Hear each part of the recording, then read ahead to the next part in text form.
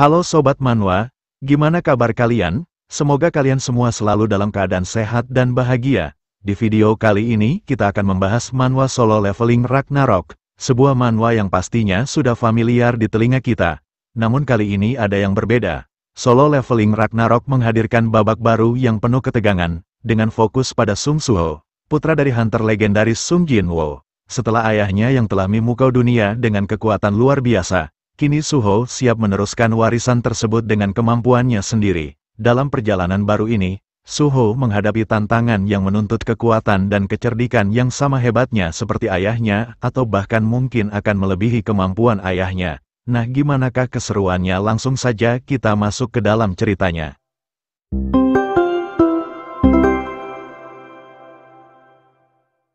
Chapter dibuka dengan memperlihatkan para dewa asing yang berada di luar alam semesta. Mereka adalah makhluk absolut yang telah menciptakan banyak dunia dan berbagai kehidupan sejak dahulu kala. Para dewa dengan kekuatan mutlak ini terus-menerus menciptakan dunia dari masa ke masa, menikmati keabadian dan permainan yang mereka ciptakan. Selama proses penciptaan, banyak hal tak terduga terjadi, adanya roh dan aturan yang tidak diketahui tiba-tiba muncul. Seiring berjalannya waktu, para dewa absolut ini mulai merasa bosan dengan kehidupan abadi mereka. Mereka pun menciptakan hiburan untuk mengusir kebosanan mereka dengan membuat sistem di mana ciptaan-ciptaan mereka akan saling bertarung layaknya sebuah perang. Jumlah makhluk ciptaan yang tak terhitung banyaknya telah mati dan terlahir kembali dalam peperangan yang tak berujung ini. Peperangan yang mengerikan dan tak manusiawi ini hanyalah hiburan bagi para dewa absolut demi mengatasi kebosanan mereka. Peristiwa ini berlangsung selama ribuan hingga ratusan tahun. Namun sebuah insiden besar akhirnya terjadi. Salah satu dewa absolut yang tak henti-hentinya menciptakan dan mengamati peperangan dibunuh oleh makhluk yang diciptakannya sendiri. Dewa-dewa absolut lain yang mengetahui insiden tak terduga ini mulai berkumpul untuk mengamati dunia yang kini kehilangan penciptanya. Mereka berkumpul bukan untuk mengenang kematian rekannya, karena pada dasarnya mereka tidak peduli satu sama lain. Alasan mereka berkumpul adalah untuk memperebutkan dan mengambil alih kekuatan yang kini kehilangan tuannya. Kekuatan tersebut akan menjadi milik siapapun yang berhasil mendapatkannya terlebih dahulu. Chapter kemudian berpindah ke sebuah sekolah yang berada di bumi, di mana terlihat seorang mahasiswa bernama Sung Suho yang merupakan tokoh utama cerita kali ini. Di situ Suho sedang memamerkan dirinya kepada rekannya. Ia memberitahu mereka bahwa ia berhasil diterima di Universitas Seni Korea. Mendengar hal itu, kedua rekannya yang berada di depannya sangat terkejut dan menganggap hal tersebut sangat mustahil bagi Suho, karena mengingat Universitas Seni Korea sangat sulit untuk dimasuki. Mereka merasa sangat frustasi mengetahui hal itu karena bagaimana mungkin seseorang seperti Suho bisa diterima di sana. Mereka bahkan menangis karena merasa itu sangat tidak adil. Namun hal baiknya mereka semakin bertekad untuk mengikuti ujian ulang agar bisa masuk ke universitas tersebut dan mengejar Suho. Sementara itu Suho justru tertawa sangat bangga. Ia mengatakan bahwa akhirnya ia bisa terbebas dari neraka ini. Tiba-tiba suasana menjadi hening saat seorang pria misterius mendekati Suho. Pria tersebut memberikan selamat kepada Suho karena berhasil diterima di Universitas Seni. Walaupun pria itu memberikan selamat kepada Suho, namun terlihat kalau Suho dan kedua rekannya sama sekali tak menyukai pria tersebut. Diketahui kalau pria itu bernama Sung Chul, Suho memberikan tatapan tajam menunjukkan ketidaksukaannya, dan ternyata ucapan selamat dari Sung Chul hanyalah basa-basi. Dia sama sekali tidak menganggap bakat seni Suho sebagai sesuatu yang luar biasa, karena pada dasarnya dunia saat ini hanya membutuhkan para hunter hebat untuk membasmi monster dan meraih kekayaan serta kejayaan. Meskipun Sung Chul sering mengganggu Suho, Suho tetap santai menghadapi gangguan tersebut karena ia tidak peduli dengan pendapat orang lain tentang apa yang akan ia lakukan. Alasan Sung Chul terus mengganggu Suho karena Suho selalu menghalangi rencananya untuk tampil menonjol di sekolah dan mengambil alih sekolah tersebut. Melihat kedatangan Sung Chul, dua wanita yang duduk di depan kelas mulai membicarakan kebiasaan Sung Chul yang selalu mengajak Suho bertarung. Mereka menganggap perilaku Sung Chul sangat kekanak-kanakan mengingat mereka sebentar lagi akan lulus SMA. Mereka juga sangat tidak suka karena Sung Chul selalu mengganggu Suho yang dikenal baik dan tidak pernah membuat masalah. Mereka bahkan tak habis pikir bagaimana Sung Chul terus mengganggu Suho yang kedua orang tuanya hilang entah kemana. Mereka sangat bersimpati kepada Suho yang masih kuat melanjutkan hidup meskipun tanpa kehadiran kedua orang tuanya. Tiba-tiba Sungcul bersiap menyerang Suho dengan tinjunya, namun Suho dengan cepat melompat dan melayangkan lututnya tepat mengenai wajah Sungcul, dengan lutut yang menempel di wajah dan tatapan kesal Suho memperingatkan Sungcul agar mereka sebaiknya hidup damai saja hingga mereka lulus SMA. Namun sesuatu yang tak terduga terjadi dan membuat Suho sangat terkejut. Kali ini Sungcul tidak langsung tumbang, tubuhnya berdiri tegak dan kuat seolah telah bangkit menjadi seorang hunter. Sungcul pun tertawa kegirangan dan mengatakan bahwa pukulan Suho sama sekali tidak terasa, bahkan menurutnya pukulan Suho seperti pukulan anak bayi. Sungcul kemudian bersiap melakukan serangan balik, api biru tiba-tiba muncul di kedua tinjunya dan memandang dengan tatapan mengerikan. Sungcul memberitahu Suho bahwa inilah pukulan yang sebenarnya. Sungcul melayangkan tinjunya sekuat tenaga seolah berniat membunuh seseorang, beruntungnya Suho berhasil menghindarinya sehingga ia berhasil selamat. Dengan kejadian itu Suho sangat terkejut dan panik, ia tak menyangka Sungcul bisa menjadi sekuat itu dalam waktu dekat. Jika saja ia tidak menghindari pukulan itu mungkin ia sudah mati saat ini atau setidaknya menderita luka yang sangat serius. Begitu juga dengan semua orang di kelas, mereka sangat terkejut melihat kekuatan dan perubahan Sungcul, ia bukan lagi manusia biasa. Terlihat bekas tinju api Sungcul menghancurkan dan melubangi loker kelas, ternyata Sungcul sendiri tidak menyadari perubahan pada dirinya, ia bahkan tidak menyadari bahwa tinjunya mengeluarkan api dengan daya serangan yang menakutkan, di pikirannya ia hanya melakukan perkelahian biasa seperti hari biasanya. Sementara itu, Suho hanya bisa duduk terdiam di lantai, ia tidak percaya bahwa ia baru saja lolos dari kematian. Chapter kemudian berpindah 2 tahun setelah kejadian tak terduga itu. Kini Suho telah menjadi mahasiswa tahun kedua di Universitas Seni. Sejauh ini hari-harinya berjalan dengan lancar dan damai tanpa gangguan termasuk gangguan dari Sungcul. Ketika Suho akan pergi ke gedung utama untuk menghadiri kelas, di sana sudah banyak orang berkumpul. Mereka memberitahukan bahwa telah muncul sebuah dungeon di gedung utama sehingga kelas selanjutnya akan dilakukan di gedung tambahan. Orang luar universitas juga mulai berkumpul untuk menyaksikan langsung para hunter memasuki dungeon dan menaklukkannya, sementara para pekerja lapangan sibuk memberikan penghalang dan membatasi orang-orang yang ingin mendekati dungeon tersebut. Beberapa hunter ternyata sudah lebih dulu masuk ke dalam dungeon dan telah berada di dalam sana selama 8 jam menurut petugas yang mengawasi dungeon tersebut, dan karena dungeon ini adalah tingkat level D, petugas memperkirakan para hunter yang berada di dalam akan segera keluar sebentar lagi.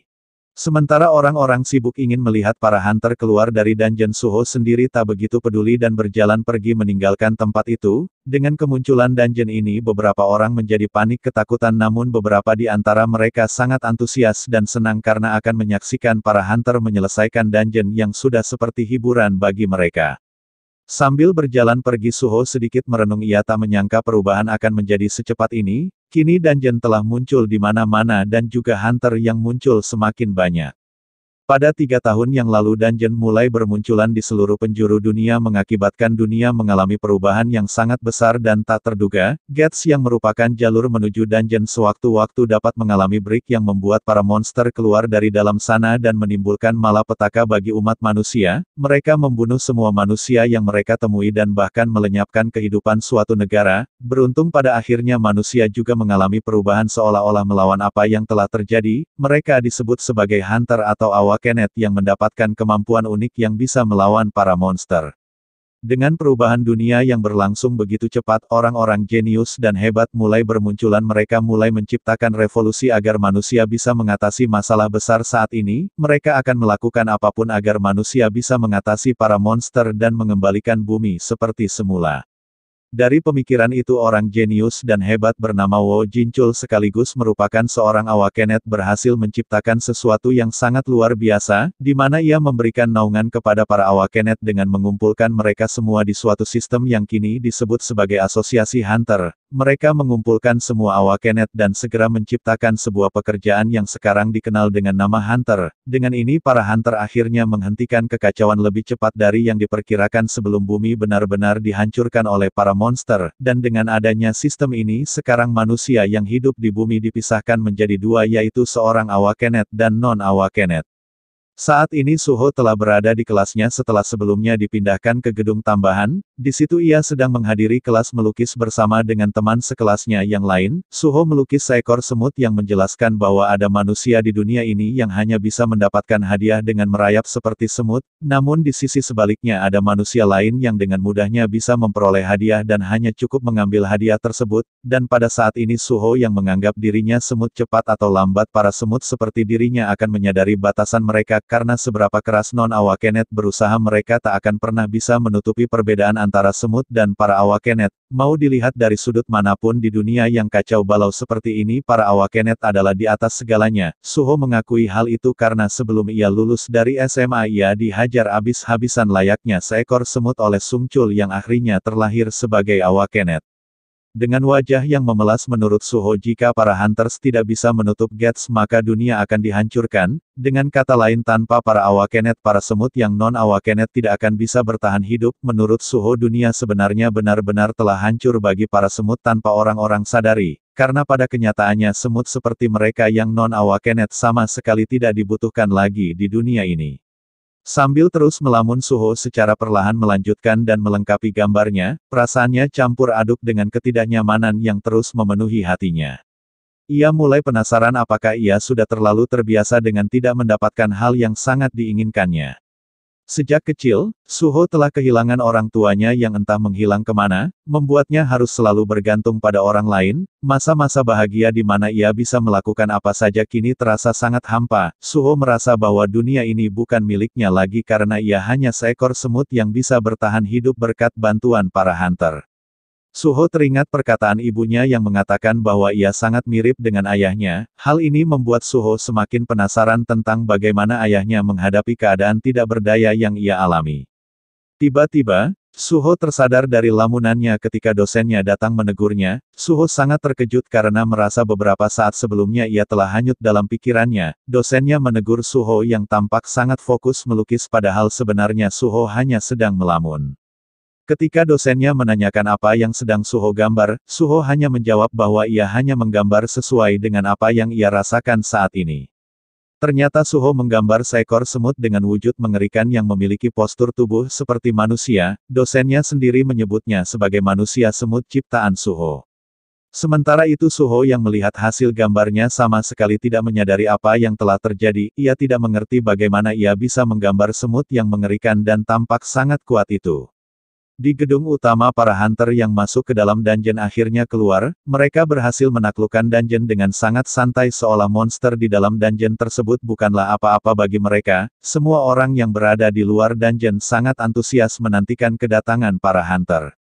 Seorang petugas kemudian menghampiri Hunter Kim, kapten dari perburuan kali ini untuk mendapatkan informasi mengenai apa yang mereka temui di dalam dungeon. Kim dengan tatapan serius mengatakan bahwa mereka bertemu dengan monster jenis baru. Monster ini menyerupai manusia tetapi menyemburkan api biru dari mata dan mulut mereka. Mereka menyerang dengan cakar dan taring yang sangat panjang, namun serangan mereka tidak begitu mematikan.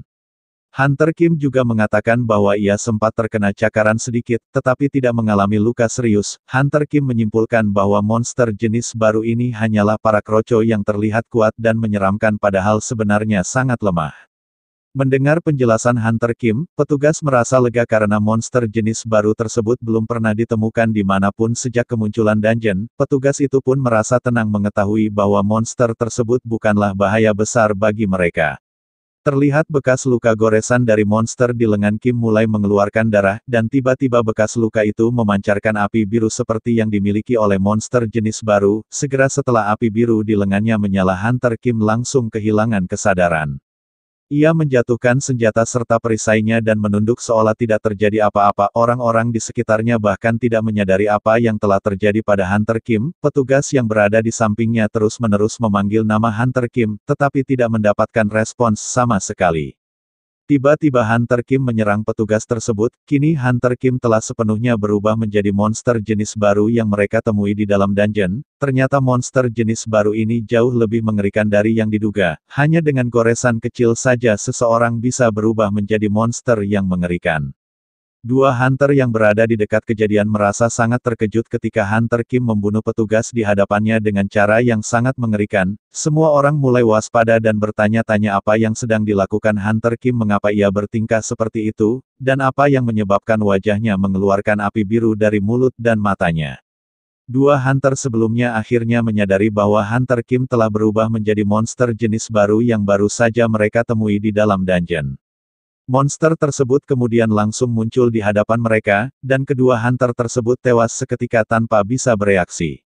Semua orang di dekat dungeon mulai panik dan berlari menyelamatkan diri masing-masing. Mereka sangat ketakutan sehingga tidak peduli lagi satu sama lain, yang tertinggal akan langsung mati di tempat. Satu persatu orang-orang mulai berubah menjadi monster dan memangsa manusia lainnya. Kejadian itu benar-benar sangat mengerikan. Orang-orang di dekat dungeon tidak ada yang selamat, mereka semua berubah menjadi monster mengerikan dengan api biru di mulut dan mata mereka. Di atas gedung tempat Suho berada, orang-orang mulai melihat keluar jendela dan menyaksikan kekacauan tersebut. Suho dan semua orang di gedung sangat terkejut dan ketakutan mengira bahwa telah terjadi keretakan dungeon. Mereka mulai panik dan meminta dosennya yang merupakan seorang awakenet untuk melakukan sesuatu. Namun dosennya sama sekali tak bisa melakukan apapun terhadap semua monster itu karena ia hanyalah hunter dengan peringkat E, yaitu peringkat terbawah. Sementara mereka sibuk berdebat, mereka tidak menyadari bahwa sudah ada monster yang berdiri tepat di depan gedung tempat mereka berada. Suho melihat monster itu tetapi belum melakukan apapun karena monster tersebut belum berada di gedung mereka dan juga berada cukup jauh. Namun monster tersebut mulai mengambil posisi untuk melompat. Monster itu berencana melompat ke gedung tempat Suho dan yang lainnya berada. Melihat hal itu, Suho sama sekali tidak menyangka bahwa monster itu akan melompati gedung. Ia langsung berteriak menyuruh semua orang untuk segera kabur dari tempat itu. Namun monster itu sudah tiba di hadapan mereka dengan kecepatan tinggi dan langsung membunuh salah satu dari mereka. Semua orang panik dan ketakutan melihat rekannya dibunuh. Mereka berlari ketakutan untuk menyelamatkan diri termasuk Suho. Namun sebagian dari mereka tertinggal dan terbunuh oleh monster yang terinfeksi. Seorang wanita terjatuh dan tidak bisa bergerak, kakinya terasa lumpuh karena ketakutan yang sangat mendalam. Suho sendiri melintas di hadapannya dan melihat wanita tersebut. Dengan penuh ketegangan wanita itu meminta tolong kepada Suho untuk membantunya melarikan diri. Namun Suho yang juga sangat ketakutan sebagai manusia biasa hanya bisa menutup matanya dan meninggalkan wanita itu. Suho beralasan bahwa ia akan segera memanggil hunter lain untuk membantunya. Sambil berlari menjauh, Suho merasa frustasi dengan keputusannya meninggalkan wanita tadi. Ia sadar bahwa ucapannya sama saja dengan mengirim wanita itu menuju kematiannya sebelum para hunter bisa datang membantunya. Suho menghadapi kebimbangan mendalam menyadari bahwa sebagai manusia biasa yang non-awakenet ia tidak memiliki kemampuan untuk menyelamatkan orang lain. Ia menutup matanya merasa sangat pengecut dan tidak berdaya. Ia berusaha memutar otaknya mencari solusi tanpa memperdulikan apakah ia seorang awakenet atau bukan.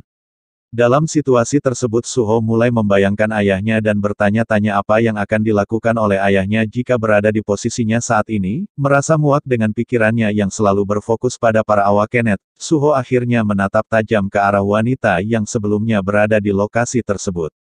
Di dalam ruangan, monster mulai mendekati wanita tersebut dengan langkah perlahan, membuat wanita itu berteriak panik dan ketakutan. Ia tidak bisa melakukan apa-apa, hanya menangis dan memohon untuk diselamatkan. Monster itu kemudian melompat ke arahnya bersiap menyerang dengan mulut dan matanya yang mengeluarkan api biru menciptakan suasana yang sangat mengerikan. Namun tiba-tiba Suho datang, menghantam monster tersebut dengan sebuah tabung tepat di wajahnya. Suho berkata bahwa jika ayahnya berada di sini, pasti ayahnya akan melakukan hal yang sama, yaitu menghajar monster ini tanpa ampun. Tiba-tiba, notifikasi muncul di hadapan Suho, memberitahukan bahwa Suho telah memenuhi semua persyaratan untuk menyelesaikan misi rahasia, yaitu misi keberanian dari yang terlemah. Melihat notifikasi tersebut, Suho mulai mengingat kembali mimpinya beberapa tahun yang lalu. Dalam mimpi tersebut ia berada dalam sebuah permainan di mana ia harus mengalahkan banyak monster yang semakin kuat di setiap lantai. Suho terus bertarung tanpa henti menaikkan levelnya dan bahkan lupa berapa lama dan seberapa banyak waktu yang telah ia habiskan untuk bertarung melawan para monster. Ia bertarung hanya dengan kedua tinjunya, karena menurutnya laki-laki seharusnya bertarung dengan tangannya, dan di saat monster semakin kuat ia juga tumbuh semakin kuat. Ia terus-menerus meningkatkan level dan kemampuannya. Setelah melewati berbagai rintangan, ia akhirnya mencapai lantai terakhir. Bos terakhir yang ia temui sangatlah kuat. Meskipun ia adalah musuh, kekuatannya tidak hanya membuat Suho iri tetapi juga sangat mengagumkan. Namun, entah mengapa identitas dari bos terakhir yang sangat kuat itu terasa seperti ayahnya. Bos terakhir tersebut sempat bertanya kepada Suho apakah ia menikmati permainan, dan dari situlah Suho samar-samar melihat sosok ayahnya sebagai bos terakhir dari lantai yang selama ini ia daki. Namun Suho masih meragukan apakah itu benar-benar ayahnya atau hanya ilusi dari pikirannya akibat terlalu sering memikirkan sosok ayahnya yang kuat dan dapat diandalkan. Monster yang dipukul Suho sama sekali tidak langsung tumbang, monster itu hanya terdorong sedikit ke belakang. Suho mulai panik dan kebingungan, ia tidak tahu apa yang harus dilakukannya sekarang. Ia sadar bahwa sebagai non-awaken yang tidak memiliki mana sama sekali ia pastinya tidak akan mampu memberikan serangan mematikan kepada monster tersebut. Suho pun mulai merenung dan merasa bahwa tindakannya mungkin terlalu gegabah. Namun tiba-tiba, Suho terkejut dan bingung karena waktu di sekitarnya tampaknya berhenti. Hanya Suho yang bisa bergerak di ruangan itu sementara monster dan wanita di sekelilingnya diam membeku. Suho sangat kebingungan dengan apa yang terjadi, hingga sebuah notifikasi tiba-tiba muncul di hadapannya. Notifikasi tersebut memberitahukan bahwa Suho telah memenuhi syarat dan berhasil menjadi seorang player, serta menanyakan apakah Suho ingin menerima tawaran tersebut menjadi seorang player. Mendapatkan notifikasi ini Suho terdiam sejenak, ia merasa bahwa situasi ini mirip dengan yang dialaminya dalam mimpinya namun kali ini ia benar-benar mendapatkan kesempatan untuk mewujudkannya. Suho mengatakan kepada dirinya jika ini benar-benar sama dengan mimpi yang pernah ia alami dan jika ia bisa bertarung seperti dalam mimpinya, maka ia tidak punya alasan untuk menolak kesempatan luar biasa ini. Suho akhirnya menerima tawaran tersebut dan menjadi seorang player. Setelah menerimanya notifikasi baru mulai bermunculan memberikan informasi tentang hadiah dan misi. Suho menerima berkat dari Dewa Kandiaru yang agung berupa mantra spesial yang akan membuatnya selalu kuat dan sehat selama hidupnya.